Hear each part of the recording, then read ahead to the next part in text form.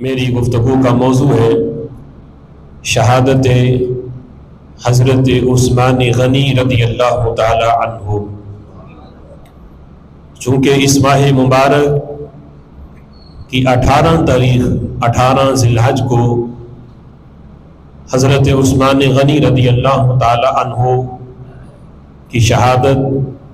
کا دن ہے، اسی مناسبت سے آپ کی شہادت کے چند پہلو آج ہمارا موضوع ہے۔ میری دعا ہے رب ذوالجلال ہمیں رسول اللہ صلی اللہ تعالی علیہ وسلم کے تمام اصحاب سے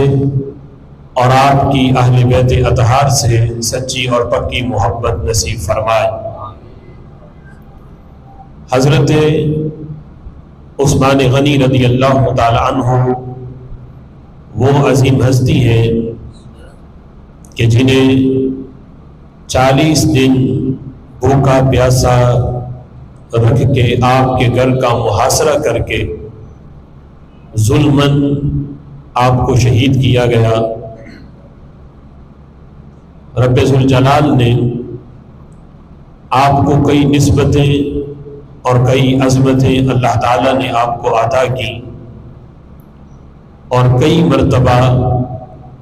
حضرت عثمان غنی رضی اللہ تعالی عنہ کا انتخاب فرمایا۔ قرآن مجید فرقان حمید کی متعدد آیات بالواسطہ یا بلا واسطہ حضرت عثمان غنی رضی اللہ تعالی عنہ کی شان میں عظمت میں نازل ہوئی۔ حضرت مولا علی رضی اللہ تعالی عنہ آپ فرماتے ہیں کہ حضرت عثمان غنی رضی اللہ تعالی عنہ کی شان میں قرآن مجید فرقان حمید کی یہ آیت کریمہ وَآمَنُوا وَعَامِلُوا الصَّالِحَاتِ، وہ لوگ جو ایمان رکھیں اور نیک عمل کریں، ثُمَّ اتَّقَوْا، پھر وہ اللہ سے ڈریں، وَآمَنُوا اور ایمان رکھیں، ثم اتقوا پھر اللہ سے ڈریں، وَأَحْسَنُوا اور پھر نیک عمل کرتے رہیں، وَاللَّهُ يُحِبُّ الْمُحْسِنِينَ اور اللہ تعالیٰ احسان کرنے والوں کو پسند کرتا ہے، ان سے محبت کرتا ہے۔ یہ آیت کریمہ حضرت مولا علی رضی اللہ تعالی عنہ پڑھ کر آپ فرماتے ہیں کہ یہ آیت حضرت عثمان غنی رضی اللہ تعالی عنہ کے حق میں نازل ہوئی۔ رب ذوالجلال نے یہ حضرت عثمان غنی رضی اللہ تعالی عنہ کی شان میں نازل فرمائی۔ اسی طرح تیسرے سپارے میں سورہ بقرہ میں یہ آیت کریمہ اللہ فرماتا ہے الذین ينفقون اموالہم، وہ لوگ جنہوں نے اپنا مال اللہ تعالیٰ کے راستے میں خرچ کیا، ثم لا يتبعون ما انفقوا منا ولا اذى، اور اپنا مال اللہ کے راستے میں خرچ کر کے پھر خرچ کرنے کے بعد وہ احسان نہیں جتاتے، ولا اذى اور نہ ہی وہ اذیت دیتے ہیں، یعنی خرچ کرنے کے بعد احسان جتانا یہ بھی عیب ہے، اور کسی پر مال خرچ کر کے پھر اسے اذیت دینا یہ بھی عیب ہے۔ تو اللہ فرماتا ہے کہ وہ اپنا مال خرچ کرتے ہیں اور نہ احسان جتاتے ہیں نہ اذیت دیتے ہیں۔ فرمایا لہم اجرہم عند ربہم، ان کا اجر ان کے رب کے پاس ہے، کہ ولا خوف علیہم ولا ہم یحزنون، نہ ان پہ کسی قسم کا کوئی خوف ہے اور نہ وہ غمگین ہوں گے۔ یہ آیت کریمہ حضرت عبداللہ ابن عمر رضی اللہ تعالی عنہ پڑھ کر آپ فرماتے ہیں کہ یہ آیت جس ہستی کے بارے میں اتری ہے وہ حضرت عثمان غنی رضی اللہ تعالی عنہ کی ذات گرامی ہے۔ اسی طرح قرآن مجید فرقان حمید کی اور بھی کئی آیات رب ذوالجلال نے حضرت عثمان غنی رضی اللہ تعالی عنہ کے حق میں اور آپ کی شان کے اندر نازل فرمائی۔ رب ذوالجلال نے حضرت عثمان غنی رضی اللہ تعالیٰ عنہ کو بے شمار کمالات سے نوازا تھا، ان کمالات میں آپ کا ایک کمال یہ بھی تھا کہ رب ذوالجلال نے آپ کو کمال درجے کی بصیرت اور فراست عطا کی۔ حدیث پاک میں آتا ہے اتقوا فراست المؤمن فإنه ينظر بنور اللہ۔ حدیث پاک ہے، حضور فرماتے ہیں کہ مومن کی فراست قلبی سے بچو، اس لیے کہ وہ اللہ کے نور سے دیکھتا ہے۔ مومن کی فراست سے بچو اس لیے کہ وہ اللہ تعالیٰ کے نور سے دیکھتا ہے۔ تو حضرت عثمان غنی رضی اللہ تعالیٰ عنہ کو بھی رب ذوالجلال نے وہ فراست اور وہ بصیرت عطا کی کہ آپ کی بارگاہ میں طبقات شافیہ کے اندر یہ بات لکھی کہ ایک شخص حضرت عثمان غنی رضی اللہ تعالیٰ عنہ کی بارگاہ میں آیا تو اس نے رستے کے اندر آتے ہوئے بدنگاہی کی، کسی غیر محرم عورت کی طرف دیکھا، اور یہ گناہ کر کے جس وقت حضرت عثمان غنی رضی اللہ تعالیٰ عنہ کے پاس آیا تو آپ نے اسے دیکھ کر فرمایا وفی عینیہ اثر الزنا، کہ تیری آنکھوں کے اندر زنا کا اثر ہے۔ کیونکہ رسول اللہ صلی اللہ تعالیٰ علیہ وسلم کی حدیث ہے، حضور فرماتے ہیں کہ زنا صرف وہ ایک مخصوص عمل کا نام ہی نہیں بلکہ آنکھیں بھی زنا کرتی ہیں، کان بھی زنا کرتے ہیں، اور ہاتھ بھی زنا کرتے ہیں، پاؤں بھی زنا کرتے ہیں، ہر عضو کا کوئی نہ کوئی زنا ہے۔ تو پوچھا گیا کہ آنکھوں کا زنا کیا ہے؟ تو نبی پاک علیہ الصلوۃ والسلام نے فرمایا آنکھوں کا زنا دیکھنا ہے، کہ جہاں دیکھنا رب ذوالجلال نے حرام کیا وہاں حرام سے اپنی آنکھوں کو پر کرنا یہ آنکھوں کا زنا ہے۔ اور جن باتوں کا سننا اللہ نے حرام کیا، جن مزامیر کا ان کا سننا جو ہے، جن آوازوں کا سننا اللہ نے حرام کیا ہے، ان کا سننا یہ کانوں کا زنا ہے۔ اور ہاتھوں کا زنا، جہاں ہاتھ لگانا رب ذوالجلال نے حرام کیا کسی غیر محرم کو، اور وہاں ہاتھ استعمال کرنا یہ ہاتھوں کا زنا ہے۔ اور پاؤں کے ساتھ چل کے گناہ کی طرف جانا یہ پاؤں کا زنا ہے۔ تو حضرت عثمان غنی رضی اللہ تعالیٰ عنہ نے اس بنیاد پر اس شخص کو جس نے بدنگاہی کی تھی تو فرمایا کہ میں تیری آنکھوں میں زنا کا اثر دیکھتا ہوں۔ وہ شخص کہنے لگا کہ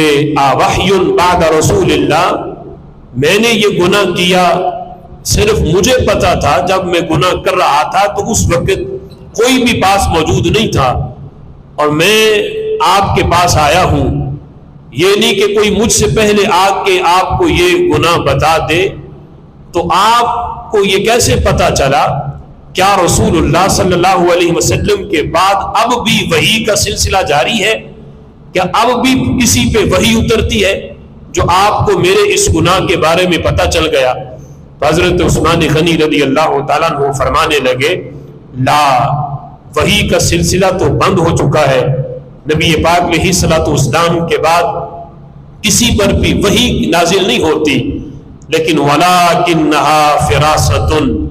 لیکن یہ فراست ہے، مومن کی وسعت نظری ہے اور مومن کی بصیرت ہے جو رب ذوالجلال اپنے محبوب کے غلاموں کو عطا فرماتا ہے کہ یہ دل کی نگاہوں سے دیکھتے ہیں، ان کی آگے کوئی پردہ حجاب نہیں بنتا، اس لیے کہ رب ذوالجلال نے ان کو وہ بصیرت عطا کی ہے، یہ آنکھوں کو دیکھ کے بتا دیتے ہیں کہ آنکھوں نے گناہ کیا کیا ہے، ہاتھوں کو دیکھ کے بتا دیتے ہیں کہ ہاتھوں نے کیا گناہ کیا ہے۔ تو رب ذوالجلال نے اس لحاظ سے حضرت عثمان غنی رضی اللہ تعالی عنہ کو یہ بصیرت اور یہ وسعت قلبی اور یہ نظر آپ کو عطا کی، اور انہی کمالات میں آپ نے آج کے حالات کے لحاظ سے بھی آپ نے ایک خبر دی، اور آج کے حالات بھی آپ کے سامنے تھے۔ آج لوگ کہتے ہیں کہ نبی کو کل کا پتہ نہیں، ہم کہتے ہیں نبی تو نبی رہے، رب ذوالجلال کی توفیق سے ہمارے آقا علیہ الصلوۃ والسلام کے غلاموں کو بھی اللہ نے اتنا علم دیا ہے کہ وہ قیامت تک کے حالات وہ بھی بتا سکتے ہیں۔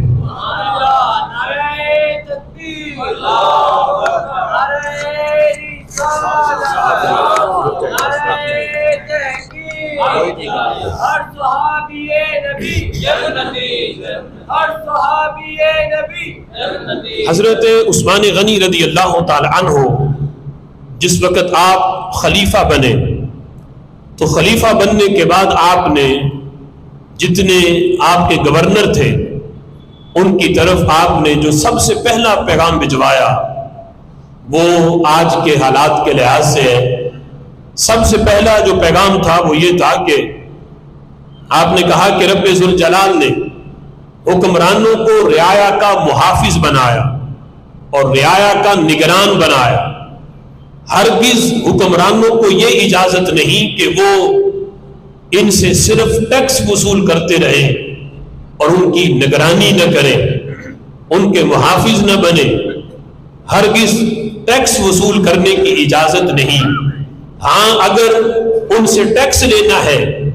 تو پھر رعایا کے حقوق کو ادا کیا جائے، جس مد میں وہ ٹیکس لے رہے ہیں وہاں پھر ان کے حقوق کی پاسداری کی جائے، ان کی نگرانی، ان کی حفاظت کی ساری ذمہ داری یہ حکمرانوں پہ ہے۔ فرمایا میں ہرگز تمہیں اس بات کی اجازت نہیں دے سکتا کہ تم ان کی نگرانی تو نہ کرو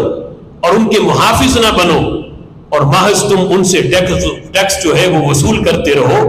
اس کی ہرگز تمہیں اجازت نہیں۔ اور پھر آج کے حالات کو دیکھ کر حضرت عثمان غنی رضی اللہ تعالیٰ عنہ فرمانے لگے وَلَا يُوشِكَنَّ أَئِمَّتُكُمْ أَن يُصِيرُوا جُبَاتًا وَلَا يَكُونُوا رُعَاةً فَإِذَا عَادُوا كَذَلِكَ الْقَطْعُ الْحَيَاءُ وَالْأَمَانَةُ وَالْوَفَاءُ۔ فرمانے لگے قریب ہے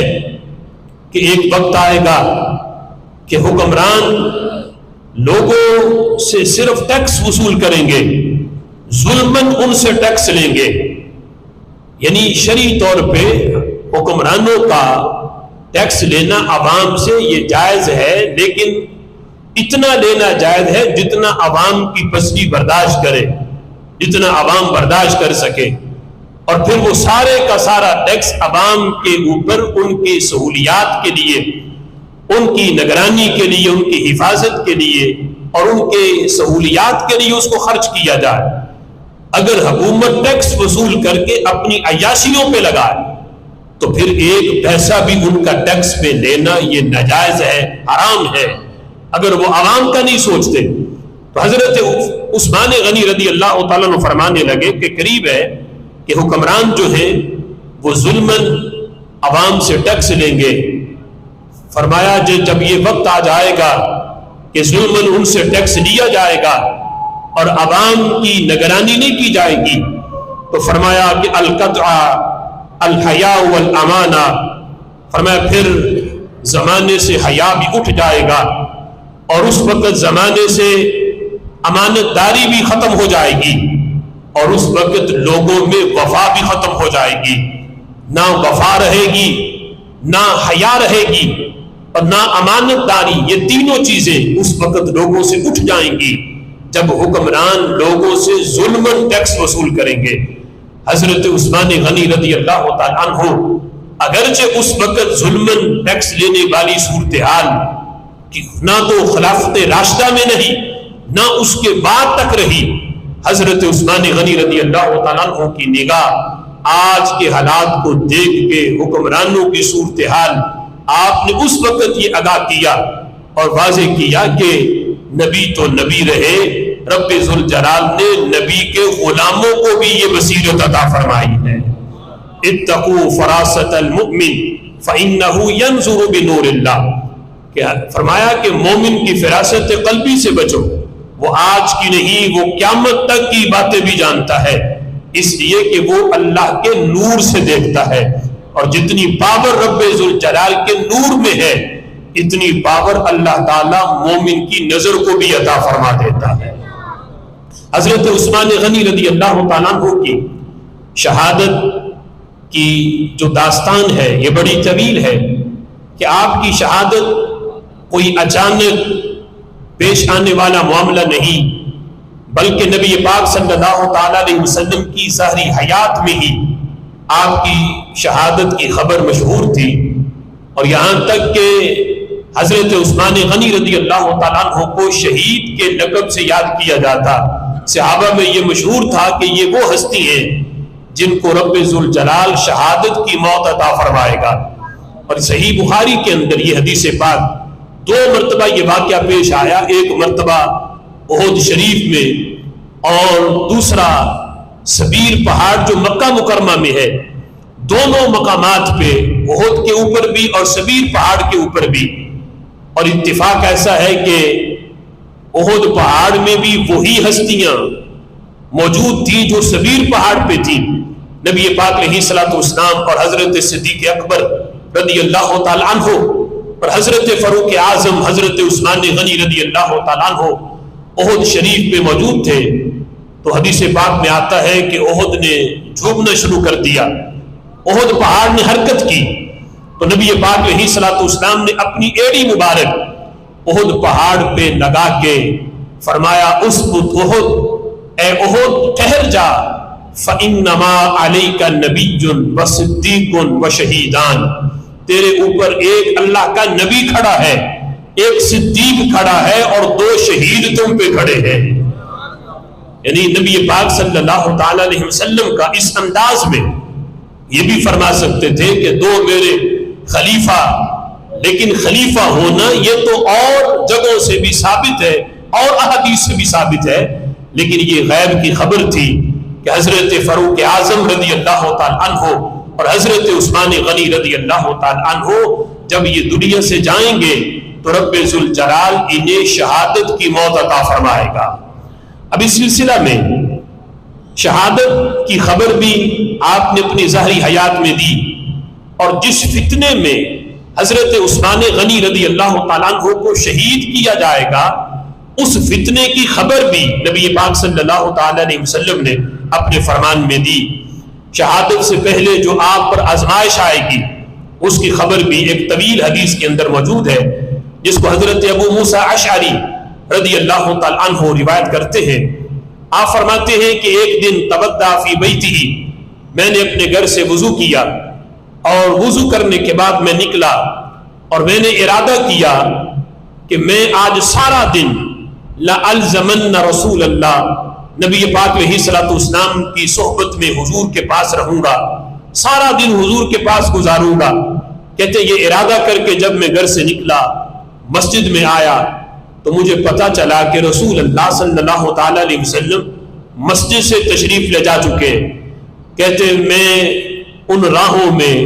حضور کی خوشبو سونگتے سونگتے، جہاں سے خوشبو آتی جا رہی تھی وہیں میں چلتا جا رہا تھا، یہاں تک کہ میں بیر عریس جس باغ کے اندر تھا میں اس باغ تک پہنچا، دیکھا کہ حضور بیر عریس پہ اپنے قدم کنویں میں لٹکا کے حضور کنویں کی دیوار پہ بیٹھے ہوئے تھے۔ کہتے میں نبی پاک علیہ الصلوۃ والسلام کی بارگاہ میں حاضر ہوا، میں نے سلام کیا، حضور نے جواب دیا۔ کہتے میں پھر آ کے باغ کے دروازے پہ بیٹھ گیا اور میں نے اپنی سعادت سمجھی، فَقُلْتُ لَأَكُونَنَّ بَوَّابَ رَسُولِ اللَّهِ، کہتے میں نے دل میں کہا کہ آج میں سارا دن یہاں دروازے پہ بیٹھ کے حضور کے دربان بننے کا شرف حاصل کروں گا، دروازے پہ بیٹھ کے آج میں یہاں پہرا دوں گا۔ کہتے باغ کے دروازے پہ بیٹھ گیا، اتنے میں دروازے پہ دستک ہوئی تو میں نے پوچھا کہ کون ہے؟ آنے والے نے کہا کہ میں ابو بکر صدیق رضی اللہ تعالی عنہ ہوں، میں ابو بکر ہوں۔ تو انہوں نے اندر آنے کی اجازت مانگی، تو حضرت ابو موسیٰ اشعری نے کہا کہ پہلے میں حضور سے پوچھا ہوں، وہاں سے اجازت لے آؤں، پھر میں دروازہ کھولوں گا۔ کہتے میں حضور کی بارگاہ میں گیا، جا کے بتایا کہ حضرت صدیق اکبر رضی اللہ تعالیٰ عنہ اندر آنے کی اجازت مانگ رہے ہیں۔ تو نبی پاک علیہ الصلوۃ والسلام نے فرمایا اذن لہ وبشرہ بالجنہ، صدیق اکبر کو آنے کی اجازت بھی دو اور انہیں جنت کی خوشخبری بھی سناؤ، جنت کی بشارت سناؤ۔ کہتے میں حضرت صدیق اکبر رضی اللہ تعالیٰ عنہ کے پاس آیا، میں نے کہا ادخل وبشرک رسول اللہ بالجنہ، آپ اندر آ جائیں اور نبی پاک علیہ الصلوۃ والسلام نے آپ کو جنت کی بشارت دی ہے۔ کہتے وہ اندر آئے اور آ کے جہاں حضور بیٹھے تھے وہاں نبی پاک علیہ الصلوۃ والسلام کے ساتھ دائیں جانب جس طرح حضور اپنی پاؤں مبارک کنویں میں لٹکا کے بیٹھے تھے، کہتے اسی طرح حضرت صدیق اکبر بھی آ کے بیٹھ گئے۔ کہتے میں پھر دروازے پہ تھوڑی دیر کے بعد پھر دستک ہوئی، میں نے پوچھا کون؟ اب آنے والے نے اپنا نام بتایا، وہ ہستی آئیں جن کو رب ذوالجلال نے خلافت میں بھی دوسرا نمبر عطا فرمایا۔ کہا کہ میں عمر فاروق ہوں۔ حضرت ابو موسیٰ اشعری کہنے لگے پہلے اجازت لے آؤ، آ کے حضور کو بتایا۔ نبی پاک علیہ الصلوۃ والسلام نے فرمایا اذن لہ وبشرہ بالجنہ، میرے عمر کو بھی اجازت دو اور اسے جنت کی خوشخبری سناؤ۔ حضرت عمر رضی اللہ تعالیٰ عنہ بھی آ گئے، آ کے حضور کی بائیں جانب بیٹھ گئے۔ کہتے تیسرے نمبر پر وہ ہستی آئیں جن کو اللہ نے خلافت میں بھی تیسرا نمبر عطا فرمایا۔ اب یہ اس انداز میں ان کا آنا یہ کوئی اتفاقی معاملہ نہیں تھا، یہ رب ذوالجلال کے طے شدہ فیصلے تھے کہ ایک بار نہیں متعدد مرتبہ درجنوں حدیثیں ایسی ہیں جس میں اسی ترتیب کے ساتھ ان حضرات کا حضور کی بارگاہ میں آنا موجود ہے۔ اور نبی پاک علیہ الصلوۃ والسلام نے جب چاروں کا ذکر کیا، حضور علیہ الصلوۃ والسلام نے ایک مرتبہ بھی ترتیب حضرت مولا علی سے شروع نہیں کی۔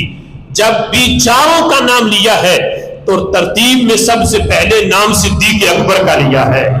اور چوتھے نمبر پہ حضرت علی رضی اللہ تعالیٰ عنہ کا لیا، کہ یہ اتفاقی معاملہ نہیں، یہ شروع سے ہی ایک طے شدہ حقیقت تھی کہ جس ترتیب سے آج نام لیے جا رہے ہیں اسی ترتیب پہ اللہ ان کو خلافت بھی عطا فرمائے گا۔ تیسرے نمبر پر حضرت عثمان غنی رضی اللہ تعالیٰ عنہ جب آئے تو نبی پاک علیہ الصلوۃ والسلام نے ان کے لیے ایک غیب کی خبر دی۔ فرمایا اذن لہ وبشرہ بالجنہ علی بلوی تصیبہ، کہ ابو موسیٰ اشعری میرے عثمان کو اندر آنے کی اجازت بھی دو اور ساتھ جنت کی خوشخبری بھی دو، اور ساتھ انہیں یہ بھی بتاؤ کہ انہیں ایک بہت بڑی مصیبت پہنچے گی، بہت بڑی آزمائش کا سامنا کرنا پڑے گا، دنیا سے جانے سے پہلے بہت بڑی آزمائش میں وہ مبتلا ہوں گے۔ حضرت عثمان غنی رضی اللہ تعالیٰ عنہ کو جب آ کے بتایا گیا تو آپ نے جنت کی خوشخبری پہ اللہ کا شکر ادا کیا، اور جو مصیبت کی خبر دی گئی کہ آپ کو بہت بڑی آزمائش میں آپ مبتلا ہوں گے، تو آپ نے کہا اللہ المستعان، اس آزمائش میں اللہ میرا مددگار ہے، اللہ میری مدد کرے گا، کہ میں اس آزمائش میں رب سے مدد مانگتا ہوں کہ اللہ مجھے ثابت قدمی عطا فرمائے۔ تو اب یہ بھی عرض کر سکتے تھے حضور کی بارگاہ میں کہ محبوب آپ دعا کریں میری یہ آزمائش مجھ سے ڈل جائے۔ جانتے تھے کہ جن کی دعاؤں سے تقدیریں بدل جاتی ہیں یقیناً وہ دعا کرے تو رب ذوالجلال یہ مصیبت ٹال سکتا تھا، لیکن حضرت عثمان غنی رضی اللہ تعالیٰ عنہ نے اس آزمائش کو قبول کرنا اور اس آزمائش میں ثابت قدم رہنا، اور پھر نبی پاک علیہ الصلوۃ والسلام کی اس بشارت پہ، یعنی کہ یہ آزمائش آئے اللہ مجھے ثابت قدمی عطا فرمائے، اور جو نبی پاک علیہ الصلوۃ والسلام نے مجھے احکامات اس فتنے کے لحاظ سے بتائے ہیں میں اس میں ثابت قدم رہ کر میں مزید جو ہے عظمت حاصل کروں گا، مزید نبی پاک علیہ الصلوۃ والسلام کی توجہ ہوگی، یہاں تک کہ نبی پاک علیہ الصلوۃ والسلام نے فرمایا اے عثمان ایک وقت آئے گا جب رب ذوالجلال تمہیں خلافت کی قمیض پہنائے گا، منافقین تم سے یہ قمیض لینا چاہیں گے، اتارنا چاہیں گے، اے عثمان جان تو دے دینا لیکن میری پہنائی ہوئی خلافت کی قمیض نہ اتارنا۔ یہ باقاعدہ نبی پاک علیہ الصلوۃ والسلام کا فرمان تھا۔ آج لوگ کہہ دیتے ہیں کیوں حضرت عثمان غنی رضی اللہ تعالیٰ عنہ نے 40 دن کا محاصرہ قبول کیا؟ وہ باقی یہی تو کہہ رہے تھے کہ خلافت سے دستبردار ہو جائیں، ہم آپ کو شہید نہیں کریں گے، تو جان بچاتے خلافت کو چھوڑ دیتے، حضرت عثمان غنی رضی اللہ تعالیٰ عنہ کہہ رہے تھے تم مجھے یہ مشورے دے رہے ہو، دوسری طرف نبی پاک علیہ الصلوۃ والسلام کا فرمان ہے، حضور نے باقاعدہ مجھ سے وعدہ لیا تھا، اے عثمان جب منافقین تم سے یہ قمیض چھیننا چاہیں فلا تخلعہ، تم نے یہ قمیض انہیں نہیں دینی، خلافت سے دستبردار نہیں ہونا، حتی تلقانی، یہاں تک کہ تیری ملاقات مجھ سے ہو جائے، تو شہید ہو جائے، جان تو دے دینا لیکن اللہ اور اس کے رسول کی پہنائی ہوئی یہ خلافت کی قمیض اتار کے منافقین کے حوالے نہیں کرنی۔ یہ پس منظر تھا کہ حضرت عثمان غنی رضی اللہ تعالیٰ عنہ نے جان تو دے دی ہے لیکن خلافت سے دستبردار نہیں ہوئے، یہاں تک کہ رسول اللہ صلی اللہ تعالیٰ علیہ وسلم کا یہ فرمان جو سیاستہ کے اندر بھی موجود ہے کہ رسول اللہ صلی اللہ تعالیٰ علیہ وسلم نے ام المؤمنین حضرت عائشہ صدیقہ طیبہ طاہرہ رضی اللہ تعالیٰ عنہا آپ فرماتی ہیں کہ رسول اللہ صلی اللہ تعالیٰ علیہ وسلم نے ایک دن فرمایا کہ میرے صاحب کو بلاؤ، تو نبی پاک علیہ الصلوۃ والسلام سے عرض کی گئی کہ یا رسول اللہ کہ جس صاحب کے بلانے کا آپ فرما رہے ہیں کیا وہ حضرت صدیق اکبر رضی اللہ تعالیٰ عنہ ہے؟ تو نبی پاک علیہ الصلوۃ والسلام نے فرمایا نہیں۔ پھر کہا کہ میرے صاحب کو بلایا جا، تو پھر ام المؤمنین عائشہ صدیقہ رضی اللہ تعالیٰ عنہ عرض کرتی ہے اگر حضرت صدیق اکبر نہیں تو پھر وہ کیا حضرت عمر فاروق ہے؟ تو نبی پاک علیہ الصلوۃ والسلام نے فرمایا کہ نہیں، آج جس صاحب کی میں بات کر رہا ہوں وہ نہ صدیق ہے نہ حضرت عمر ہے۔ تیسرے نمبر پہ ام المؤمنین نے حضرت عثمان غنی کا نام لیا، تو نبی پاک علیہ الصلوۃ والسلام نے جواب ہاں میں ارشاد فرمایا کہ ہاں حضرت عثمان غنی کو بلایا جا۔ کہتے حضرت عثمان غنی کو بلایا گیا، نبی پاک علیہ الصلوۃ والسلام نے ان کے ساتھ سرگوشی فرمائی، کافی دیر تک ان کے ساتھ گفتگو کرتے رہے، اور پھر آخر میں حضرت عثمان غنی رضی اللہ تعالی عنہ کے کندھے پہ 3 مرتبہ نبی پاک علیہ الصلوۃ والسلام نے تھپکی دی، ہاتھ مار کے 3 مرتبہ فرمایا یا عثمان ان اللہ عز وجل عسى ان يلبسك قمیصا، اے عثمان قریب ہے کہ رب ذوالجلال تمہیں خلافت کی قمیض پہنائے گا، فإن أرادك المنافقون على خلعه فلا تخلعه حتى تلقاني، منافقین جب ارادہ کرے کہ تجھ سے خلافت کی قمیض اتارنا چاہے تو اے عثمان تو خلافت کی قمیض اتار کے انہیں نہ دے دینا، حتی تلقانی، یہاں تک کہ تیری ملاقات مجھ سے ہو جائے۔ اب اس حدیث پاک میں یہ بھی واضح ہے، آج وہ لوگ حضرت عثمان غنی رضی اللہ تعالیٰ عنہ پہ تان و تشنیع کریں اور ان کی خلافت کے بارے میں شک اور شکوک و شبہات کا اظہار کرے، انہیں سوچنا چاہیے کہ وہ کن کے ساتھ کھڑے ہیں۔ نبی پاک علیہ الصلوۃ والسلام فرما رہے تھے کہ منافق تم سے خلافت لینا چاہیں، کہ جو خلافت لینا چاہ رہے تھے یہ کہہ رہے تھے کہ اب حضرت عثمان غنی خلافت کے حقدار نہیں رہے، اب یہ خلافت کے اہل نہیں رہے، تو وہ طبقہ مسلمانوں کا نہیں تھا، وہ طبقہ منافقین کا تھا جو خلافت لینا چاہ رہے تھے۔ اور میرے آقا علیہ الصلوۃ والسلام فرما رہے تھے جو پکے مومن ہیں اے عثمان وہ اس وقت بھی تیرے ساتھ ہوں گے، اور جو منافق ہوں گے وہ تجھ سے خلافت کی قمیض لینا چاہیں گے۔ اے عثمان تو جان تو دے دینا، شہید تو ہو جانا، شہادت کو قبول کر لینا، لیکن فلا تخلعہ، خلافت کی قمیض کبھی بھی منافقوں کے حوالے نہ کرنا۔ اب نبی پاک علیہ الصلوۃ والسلام کا یہ فرمان اس حقیقت کو واضح کرتا ہے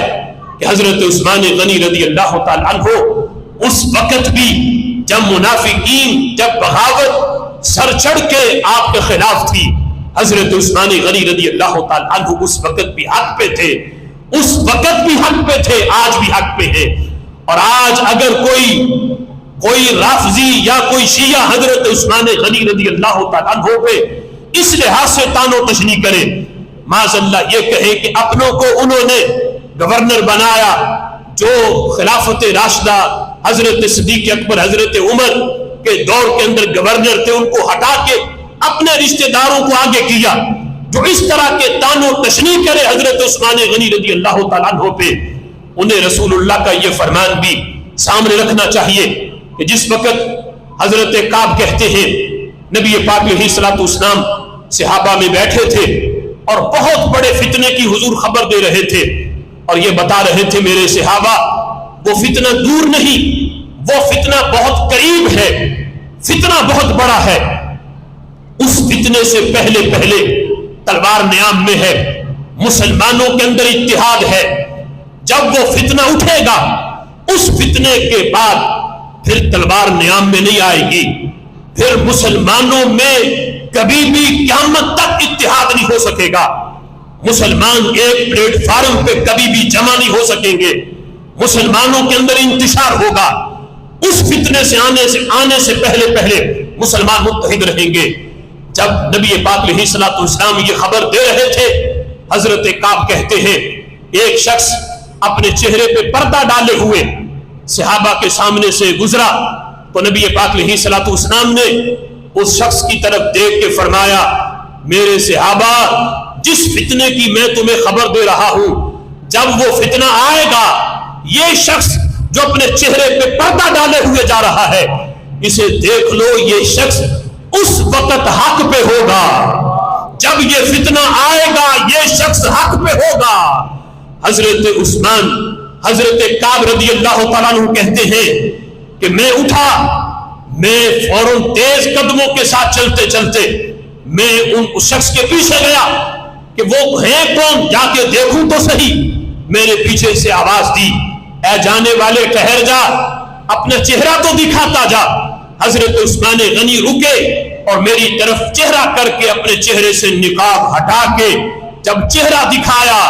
تو میں نے کہا تمہیں مبارک ہو. نبی پاک علیہ الصلوۃ والسلام بہت بڑے فتنے کی خبر دے رہے تھے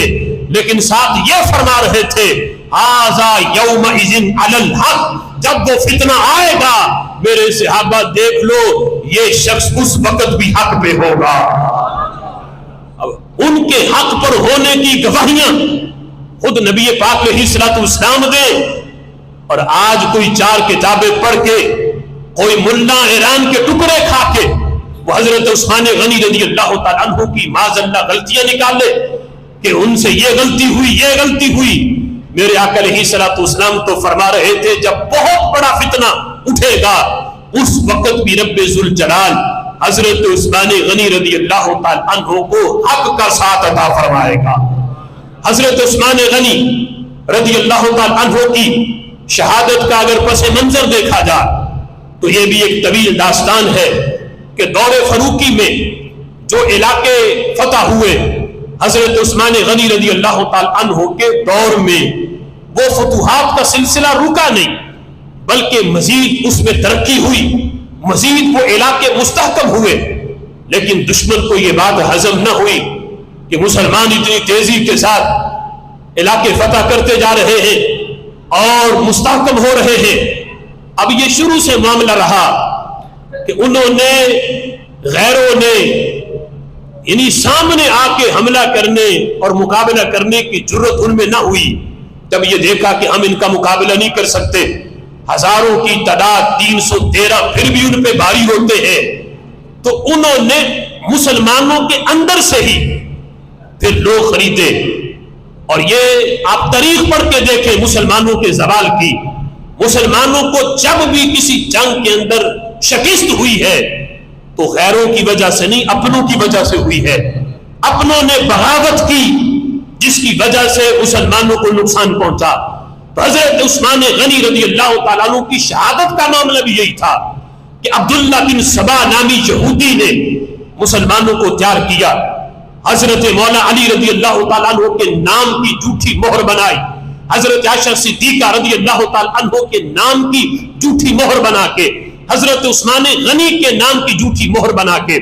اپنوں میں لوگوں کو خریدا، ان کو جو ہے وہ دھوکہ دے کر حضرت عثمان غنی رضی اللہ تعالیٰ عنہ کے خلاف بغاوت پہ ابھارا. یہاں تک ایک بہت بڑا گروہ باغیوں کا حضرت عثمان غنی رضی اللہ تعالیٰ عنہ کے خلاف تیار ہوا. کہ انہوں نے جھوٹے آپ کے گورنروں کے خلاف سازشیں شروع کی. حج کا موقع تھا، یعنی حج کے مہینے میں حضرت عثمان غنی رضی اللہ تعالیٰ کو شہید کیا گیا 18 ذی الحج کو. تو حج کے موقع پر حضرت عثمان غنی نے اپنے تمام گورنروں کا اجلاس بلایا، ان کی میٹنگ بھی کی، اور ساتھ عوام الناس کے اندر یہ اعلان کیا کہ میرے مقرر کردہ گورنروں کو کے خلاف جس کے پاس بھی کوئی شکایت ہے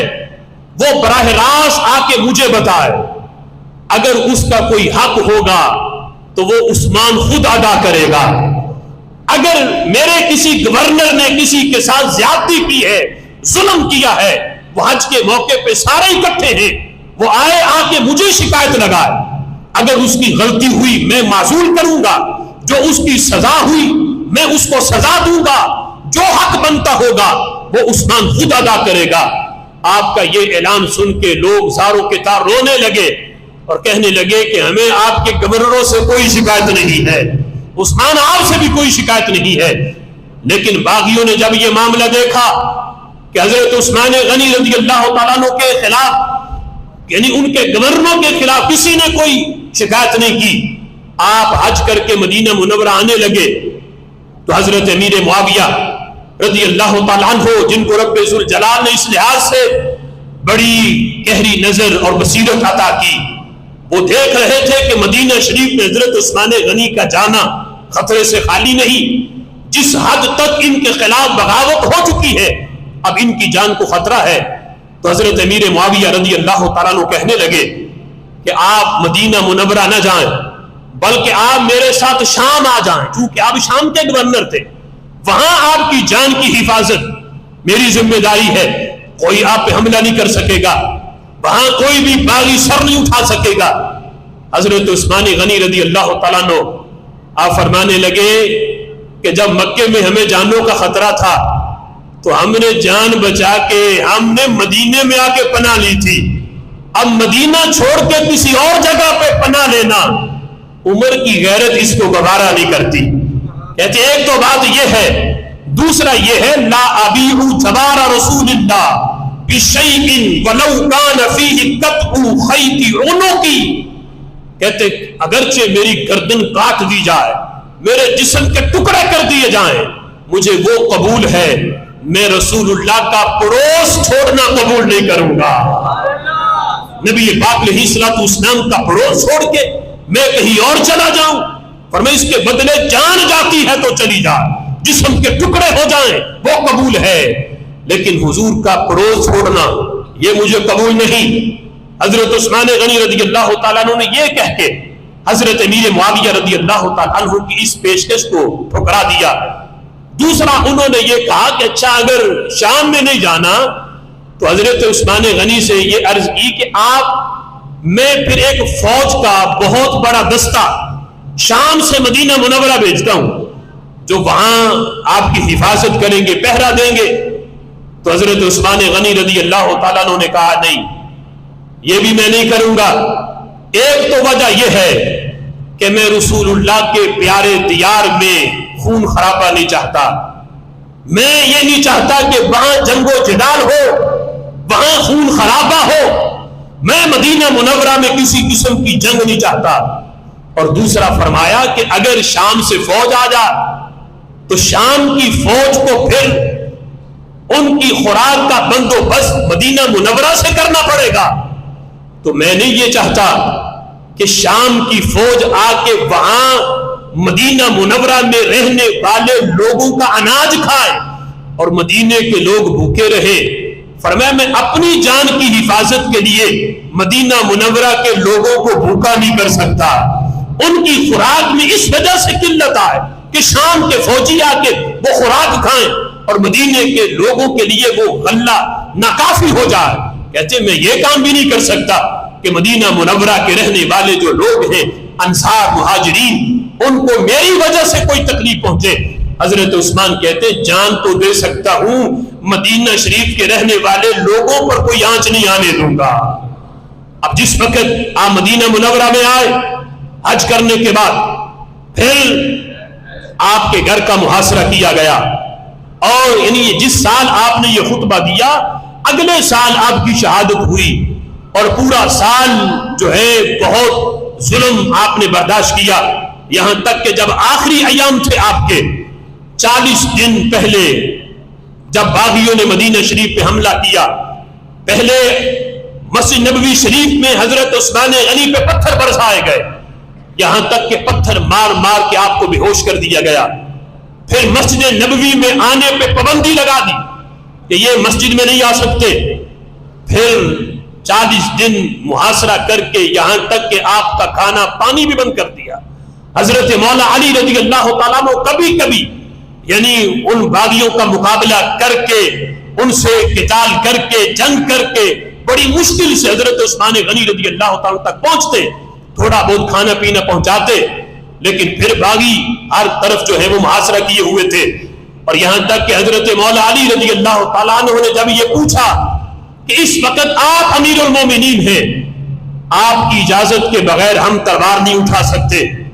آپ حکم دیں، ہم آپ کی اجازت کے منتظر ہیں، یہ چند باغی میری فوج، میرے سپاہی ان کا مقابلہ کریں گے اور ان کی گردنیں کاٹیں گے، یہ میرے آگے کچھ بھی نہیں،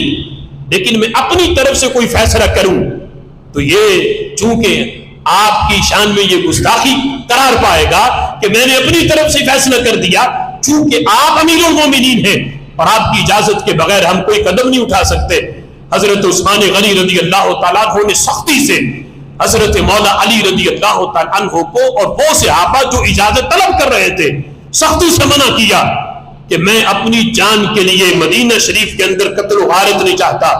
ہرگز میری وجہ سے مدینہ شریف کے اندر تلوار نہ اٹھائی جائے، اور میری وجہ سے ہو سکتا ہے کہ ان بغاوت کے اندر کئی مسلمان جنہیں حق کا پتہ نہیں وہ بھی بیچ میں اس بغاوت کی بھیڑ چڑھ چکے ہیں، وہ بھی ان باغیوں کے ساتھ ہیں، تو میں نہیں چاہتا میری وجہ سے کوئی مسلمان ناحق جو ہے اس کو جو ہے وہ شہید کر دیا جائے، جاں بحق ہو جائے، اس لیے میں اپنی جان کے لیے کسی مسلمان کو قتل نہیں کرنے کی اجازت نہیں دوں گا۔ حضرت عثمان غنی رضی اللہ تعالیٰ عنہ نے 40 دن کی بھوک پیاس برداشت کی، یہاں تک کہ جب آپ کے دنیا سے جانے کا آخری دن تھا تو حضرت عثمان غنی رضی اللہ تعالیٰ جب رات کو سوئے تو رات خواب میں دیکھا، اور صبح اٹھ کے اپنے جو پاس غلام تھا اسے بتانے لگے کہ آج رات جب میں سویا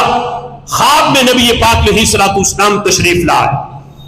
حضور نے آ کے میرے سامنے 2 پیشکش کی، فرمانے لگے اے عثمان 2 باتیں ہیں، ایک تو یہ ہے کہ اگر تم چاہو تو یہ باغی جو ہے یہ بالکل ختم ہو جائیں گے، تمہارا محاصرہ ختم ہو جائے گا، یہ جو تم پہ ظلم و ستم کر رہے ہیں یہ بالکل ختم ہو جائے گا، اور اگر چاہو تو آج کی افطاری میرے پاس آ کے کرو۔ وہ نفلی جو روزہ رکھا تھا آج اگر چاہو تو آج کی افطاری میرے پاس کرو،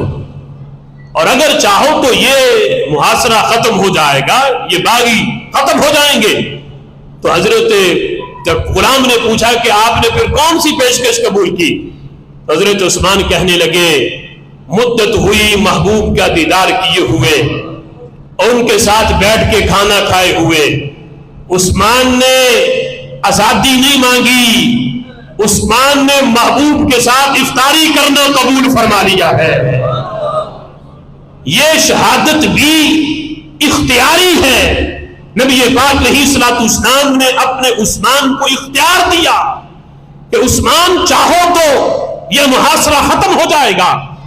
اور اگر چاہو تو شام کو ہی میرے ساتھ ملاقات ہو جائے گی، افطاری اکٹھے کریں گے۔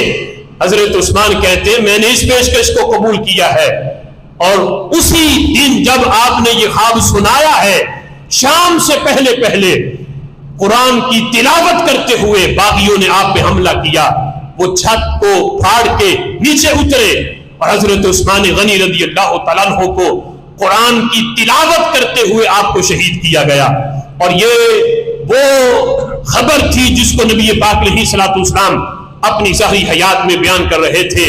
احد پہاڑ کو فرما رہے تھے احد ٹھہر جا، تیرے اوپر ایک نبی ہے، ایک صدیق ہے اور 2 شہید کھڑے ہیں۔ حضرت عثمان غنی رضی اللہ تعالیٰ عنہ کی جس شہادت کی خبر میرے محبوب نے اپنے دور خلافت میں دی تھی، آج حضرت عثمان غنی اپنے یعنی رائے سے مرضی سے اس شہادت کو قبول کر کے نبی پاک علیہ الصلوۃ والسلام کی بتائی ہوئی خبر کو سچا فرما رہے تھے۔ حضرت عثمان غنی رضی اللہ تعالی عنہ کا مقام اور مرتبہ کتنا اونچا ہے کہ آپ رب ذوالجلال کا کئی مرتبہ انتخاب ہے۔ وہ حدیث پاک جس میں میرے آقا فرماتے ہیں، حضور فرماتے ہیں اللہ نے اپنے لیے مجھے چنا اور میرے لیے اللہ نے میرے اصحاب چنے، یعنی ہر صحابی بھی اللہ کا چنا ہوا ہے۔ اس چناؤ میں بھی حضرت عثمان غنی آتے ہیں کہ جب اللہ نے اصحاب چنے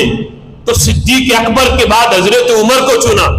حضرت عمر کے بعد جس ہستی کو چنا وہ حضرت عثمان غنی کی ذات ہے۔ اس چناؤ میں بھی حضرت عثمان ہیں۔ پھر حضور فرماتے ہیں اللہ نے میرے اصحاب میں میرے خلفاء چنے۔ اب یہ ہے دوسرا چناؤ، دوسرے چناؤ میں پھر تیسرے نمبر پہ حضرت عثمان غنی ہے۔ یعنی خلفاء راشدین کا جب انتخاب ہو رہا تھا، اللہ جب حضور کے خلفاء چن رہا تھا، اس میں بھی رب ذوالجلال کی خاص نظر عنایت جو تیسرے نمبر پہ پڑی ہے وہ حضرت عثمان غنی کی ذات پہ پڑی ہے۔ پھر مزید فرمایا میرے خلفاء بھی چنے اور فرمایا جن کے ہاں میں نے رشتہ کیا، یعنی جن کے ساتھ میں نے جن کی بیٹیوں کے ساتھ نکاح کیا اور جن کے ہاں میں نے اپنی بیٹیاں دی ہیں، فرمایا یہ رشتے بھی میں نے نہیں چنے، ان کا انتخاب بھی میرے رب نے کیا ہے۔ اب جس وقت نبی پاک علیہ الصلوۃ والسلام کے لیے اللہ سسرالی رشتے چن رہا تھا، اس میں صدیق و عمر تھے، اور جن کے ہاں محبوب نے اپنی بیٹیاں جن کو دینی تھی، جب ان کا انتخاب کرنا چاہا تو میرے رب کی خاص نظر عنایت حضرت عثمان غنی پہ ایک مرتبہ نہیں 2 مرتبہ پڑی ہے کہ نبی پاک علیہ الصلوۃ والسلام کی 2 صاحبزادیاں یکے بعد دیگرے جس ہستی کے نکاح میں آئی ہے وہ حضرت عثمان غنی کی ذات گرامی ہے۔ حضرت عثمان غنی میرے رب کا ایک مرتبہ نہیں 2 مرتبہ نہیں کئی مرتبہ انتخاب حضرت جس ہستی کا رب نے کیا ہے اسے حضرت عثمان غنی کہا جاتا ہے۔ اور یہ پوری کائنات میں جس ہستی کو یہ شرف حاصل ہے کہ ایک نبی کی 2 بیٹیاں یکے بعد دیگرے جس کے نکاح میں آئی ہو، پوری کائنات میں کوئی اور ہستی نہیں۔ اگر وہ ہستی ہے اس چشمے فلک، اس فلک کے نیچے، وہ ایک ہی ہستی ہے اور وہ ہے جنہیں حضرت عثمان غنی کے نام سے یاد کیا جاتا ہے۔ نبی کی 2 بیٹیاں، اور میرے آقا علیہ الصلوۃ والسلام فرماتے ہیں جن کو میں نے بیٹیاں دی ہیں، اور جب دونوں بیٹیاں کا جو ہے وصال ہوا تو نبی پاک علیہ الصلوۃ والسلام محبت کا اظہار فرماتے ہوئے فرمانے لگے اگر میری 40 بیٹیاں بھی ہوتی، ایک روایت میں 100 کا لفظ ہے، ایک میں 40 کا لفظ ہے، فرمایا اگر اللہ مجھے 40 بیٹیاں بھی دیتا اور ایک ایک کر کے وہ فوت ہوتی جاتی، وہ 40 بیٹیوں کا نکاح میں حضرت عثمان سے فرما دیتا۔ جس ہستی پہ میرے محبوب کو اتنا اعتماد ہو، آج وہ یاسین نامی رافضی ایران کے ٹکڑے کھا کے اپنے آپ کو سنی کہہ کے وہ سوشل میڈیا پہ بیٹھ کے بھونکتا ہے اور حضرت عثمان غنی رضی اللہ تعالیٰ عنہ کے بارے میں معاذ اللہ یہ کہتے ہیں احد سے بھاگ گئے، یا یہ معاملہ تھا، یا یہ اس طرح کی غلطیاں نکالتا ہے، اسے اپنے گریبان میں جھانکنا چاہیے۔ وہ کسی ایران کے قطر کا گندا کیڑا، وہ کیا جانے حضرت عثمان غنی کی شان کیا ہے۔ حضرت عثمان وہ ہیں جو میرے رب کا کئی مرتبہ انتخاب ہے۔ تجھ جیسے کتوں کے بھونکنے سے عثمان غنی کی شان میں کوئی فرق نہیں پڑتا، جس کے بارے میں رب فرمائے ید اللہ فوق ایدیہم، جس کے بارے میں رب فرمائے لقد رضی اللہ عن المؤمنین، جس کے بارے میں رب فرمائے رضی اللہ عنہم ورضوا عنہ، جس کے بارے میں رب ذوالجلال قرآن کی متعدد آیات نازل کرے تجھ جیسے کتوں کے بھونکنے سے ان کی شان میں فرق نہیں پڑتا. رب ذوالجلال نے انہیں وہ عظمت دی ہے جہاں تیرے جیسوں کا بھونکنا پہنچتا ہی نہیں ہے. رب ذوالجلال کی بارگاہ میں دعا ہے رب ذوالجلال ہمیں رسول اللہ کی ہر نسبت کا ادب اور احترام کرنے کی توفیق عطا